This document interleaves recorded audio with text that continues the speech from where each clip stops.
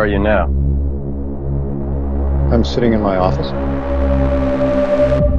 I doubt that. Why would you doubt that? If you were in your office right now, we'd be having this conversation face to face.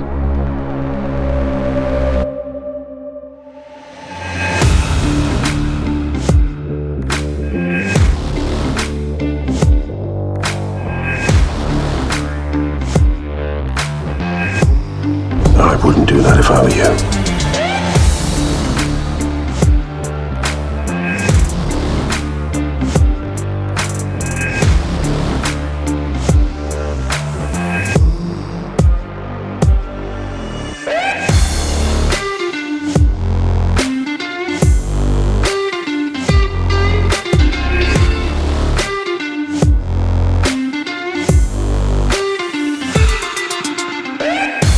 Put aside logic.